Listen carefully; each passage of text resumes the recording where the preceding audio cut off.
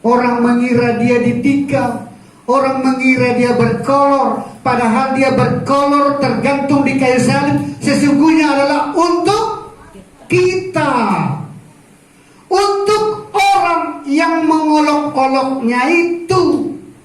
Tapi dia tidak tahu apa bedanya dengan kuda yang lagi sakit kakinya, lalu sang pemilik mengobati kaki sang kuda, tapi kuda itu menendang sang pemilik itu. Padahal pemiliknya adalah untuk menolong dan mengobati kudanya. Tapi kudanya lari meronta-ronta. Dan pada saat dia ditendang, jadi binatang tidak tahu bahwa manusia menolongnya. Menolong binatang itu pun hati-hati. Misalnya ada rusa yang terjepit tanduknya di pepohonan misalnya, atau di pagar kawat berduri. Saat dia menolongnya itu, cepat-cepat kita harus lari. Kalau tidak bisa kita di tanduknya. Padahal kita sudah menyelamatkan. Kalau tidak diselamatkan, dia pasti mati kelaparan di situ. Binatang tidak tahu bahwa dia ditolong. Ternyata manusia pun tidak tahu bahwa dia ditolong. Ada sang juru selamat datang ke dunia ini, tapi dunia tidak mengenalnya. Bahkan dunia mengolok-oloknya, mentertawakannya, melecehkannya. Jelas di dalam Yesaya diterangkan hal itu. Adapun dia tertikam adalah untuk kita. Adapun darahnya tercurah adalah untuk kita. Adapun nyawanya diserahkannya adalah untuk kita. Kenapa? Karena sesungguhnya kita sudah pasti binasa kalau tidak ada pertolongan itu, ya. Jadi dia memiliki tubuh. Kenapa? Karena dikatakan tadi Yesaya 6 ayat 5 itu tadi. Coba kembali saya 6 ayat 5 tadi. Oh, yang najis itu ya.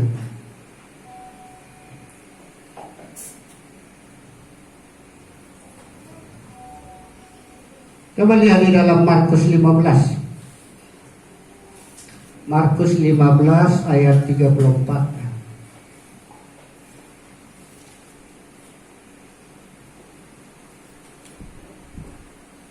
Sudah ketemu? Markus 15 ayat 34. Apa dikatakan? Markus 15 ayat 34. 2-3 iya. Dan pada jam 3 berserulah Yesus dengan suara nyaring, Eloi, Eloi, lama sabachthani, yang artinya Allahku, Allahku, mengapa engkau meninggalkan aku? Tadi saya sudah katakan bahwa dosa itu adalah hal yang sangat serius. Sangat serius. Dan oleh karena kasihnya, dikatakan bahwa dia sendiri yang datang memikul, menanggung seluruh dosa umat manusia. Maka seluruh kejahatan yang ada di muka bumi ini dibawa di dalam tubuhnya.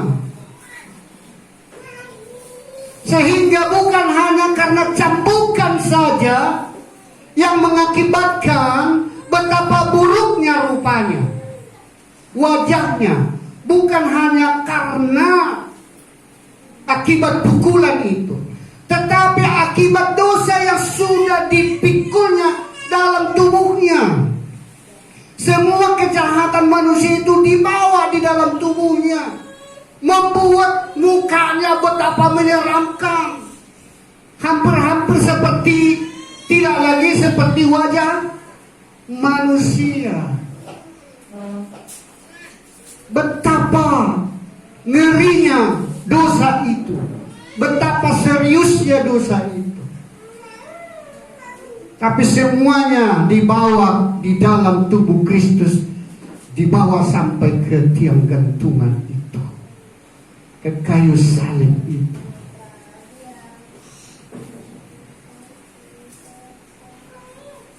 Dan hal ini menjadikan Yesus seperti berada di neraka.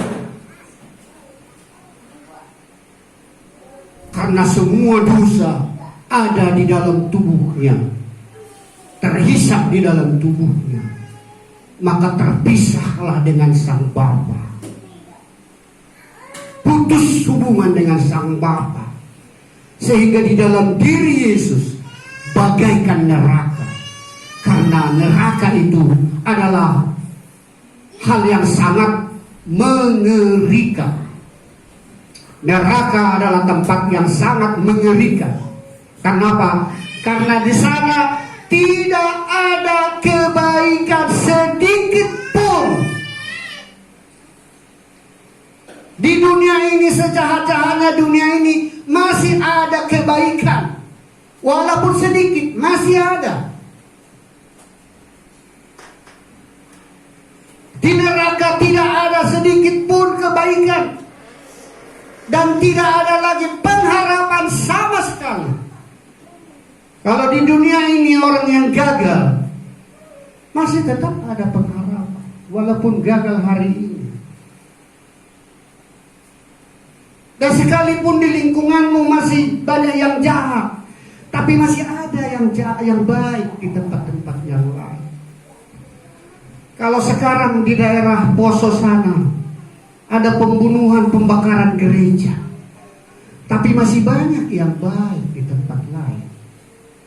Kalaupun gereja diresolusi di satu tempat, tapi masih ada yang baik, bertetangga yang baik.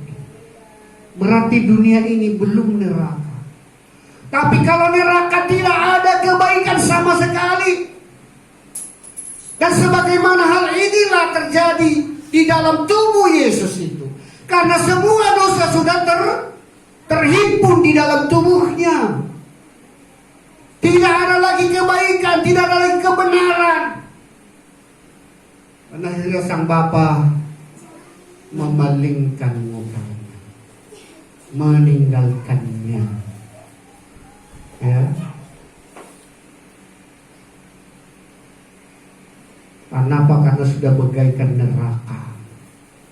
Ya. Dan saat itulah Yesus berseru, Allahku, Allahku, mengapa engkau meninggalkan aku?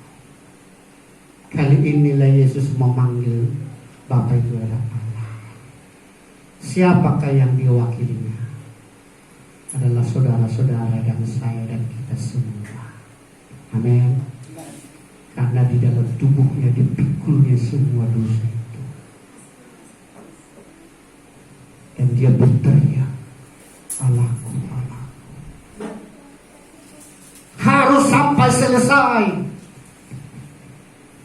Tapi puji Tuhan, bahwa endingnya dia berhak menyerahkan nyawanya dan juga mengambilnya kembali, menyelesaikannya semua, sehingga dia berkata sudah selesai. Kalau pada sudah selesai, klimaksnya sudah, penanggungan dosa itu sudah selesai, ya tentu hubungannya dengan Bapa itu sudah pulih kembali. Jadi ada timing-timingnya, ada tahapan-tahapannya. Semua dosa dipikulnya, ditanggungnya, dan dia menjadi memiliki muka yang betapa buruknya, bahkan tidak lagi seperti menjadi manusia. Karena apa? Karena secara secara secara tubuh dia pun sudah dicabik-cabik, tetapi karena kejahatan itu di dalam tubuhnya. Coba kalau kita lihat orang yang kerasukan itu, betapa menyeramkan, gitu ya, seram sekali. Teriakan-teriakannya pun sangat menyeramkan, mengerikan. Teriakan-teriakan itu, keputusasaan, tingkat ketakutan manusia pun masih berbeda loh Bapak Ibu yang kasih itu. Ada takut sedang-sedang, takut sih takut, tapi bukan takut benar-benar. Karena ketakutannya bisa mata pun tidak terkontrol, bahkan hampir terbalik matanya karena takutnya. Dan ternyata binatang juga ada seperti itu. Kalau saudara mengusir anjing, dia takut, lari, betul lari.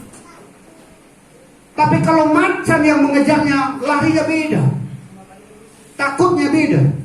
Tunggang langgang itu namanya, lari tunggang langgang.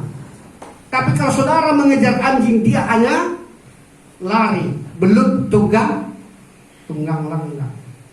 Jadi manusia pun sama seperti ini, ketakutannya beda. Dari ketakutan yang telah dipikul Yesus itu, karena kejahatan, semua kejahatan yang ada di muka bumi ini ada di dalam tubuhnya, di bawah. Nah, sekarang saudara yang dikasih Tuhan, sudah selesai. Dan itu bukan hal yang main-main. Amin. Amin. Yesus mati di kayu salib bukan main-main. Itu berkaitan dengan seluruh dosa kita. Dosa yang lampau, dosa yang sekarang, dan dosa yang mungkin masih ada. Itu sudah dipikulnya. Di dalam kehidupan sehari-hari bisa terjadi seperti itu. Ada contoh yang sangat sederhana. Bayar di muka. Bayar makan dengan makan bayar sama nggak? Orang kuliahan dulu, orang kuliahan dia in the cost kan? Kamu bagaimana di situ? Oh, saya bayar makan.